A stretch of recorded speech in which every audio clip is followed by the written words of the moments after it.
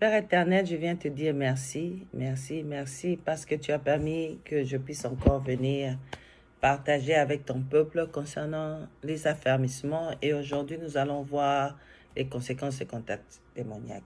Merci parce que Seigneur, c'est toi seul qui es Dieu. Tu seras avec nous pendant tout le temps et toute personne qui va écouter ces messages, qu'elle soit guérie, qu'elle puisse comprendre et marcher dans la vérité parce que toi tu es Dieu.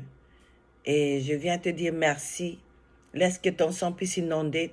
Laisse que ton sang puisse sceller ce message et que le Saint-Esprit puisse me donner la sagesse et l'intelligence pour transmettre ce message au peuple de Dieu, à toute personne qui ne te connaît pas, qui ne te connaît pas, au nom de Jésus-Christ. Amen. Aujourd'hui, nous allons parler toujours sur le royaume des ténèbres et le royaume des lumières. Nous avons vu la fois passée que le royaume des lumières est constitué de Dieu, le Père, le Fils, le Saint-Esprit, de tous les croyants et de tous les anges. Et le royaume des ténèbres, c'est constitué du diable, des démons déchus, et puis de tous les magiciens, des gens qui ne connaissent pas Dieu comme leur Seigneur et Sauveur. Et aujourd'hui, nous allons continuer sur les conséquences des contacts démoniaques. Donc, Satan se moque bien de l'innocence, de l'ignorance ou de l'incrédulité de l'homme. Quiconque consciemment ou inconsciemment s'aventure dans un ou tous ces domaines sera immédiatement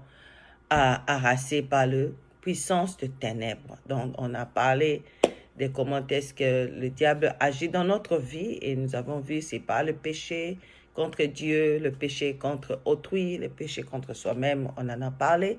Si vous voulez voir, vous pouvez aller et regarder les vidéos précédentes. Donc, il en résulte quelques conséquences. Donc, on va parler aujourd'hui des conséquences des contacts démoniaques. Par exemple, des gens qui font la magie, des gens qui lisent les mains, tout ça. Donc, les conséquences des contacts démoniaques. Alright, donc dans la vie spirituelle et sur le caractère de l'homme. Dans la vie spirituelle, par exemple, il y a la conversion qui est vraiment difficile. Donc, vous prêchez la parole de Dieu à une personne comme ça, c'est difficile pour cette personne de connaître vraiment Dieu. La résistance à l'évangile et aux choses spirituelles. Dans 2 Corinthiens 4, 3 à 4, la Bible dit, « Et si notre évangile demeure voilé, il ne l'est que pour ceux qui vont à la perdition. Pour les incrédules, les dieux de ce monde a aveuglé leur esprit et les empêche ainsi de voir briller la lumière de la bonne nouvelle qui fait resplendir la gloire de Christ, lui qui est l'image de Dieu. » Amen. Donc, alors, la conversion dans la vie spirituelle, nous voyons la conversion difficile dont nous avons parlé, c'est sentir mal à l'aise dans la communion chrétienne, surtout pendant la louange. Hein. Et puis on voit dans Psaume 1:5 qui dit, « Et si notre évangile demeure voilé, il ne l'est que pour ceux qui vont à la perdition. » Donc je viens de dire ça. Évitez toute conversation sur les démons ou sur l'enfer.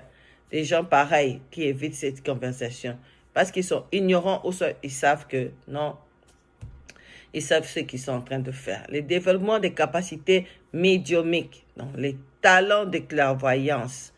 Un démoniaque peut révéler des choses cachées. Autrement, il peut voir d'autres choses voilées.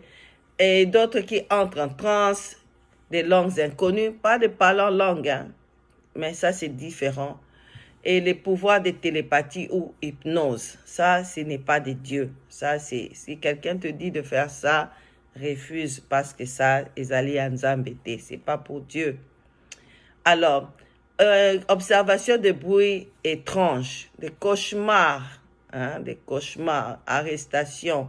Ça, ce sont des conséquences qui sont des contacts démoniaques dans la vie des gens. Tendance à l'hypocrisie, bien la solitude. Donc, il faut prier pour ces gens comme ça. Et sur le caractère, ce sont des problèmes chroniques pour lesquels le médecin, les personnes ne peuvent rien. Ça va au-delà de la volonté de l'homme. Donc, des problèmes émotionnels, des problèmes physiques, troubles émotifs qui persistent ou se reproduisent périodiquement, tels que excès de colère, humeur, la haine, la peur, le rejet, l'impression d'être indésirable. Ça, c'est vraiment sur le plan émotionnel. Sur le plan physique, certaines infirmités ou maladies chroniques familiales. Et vous pouvez lire ça dans Luc 13, 11 ou bien Matthieu 17, 14 à 21. OK?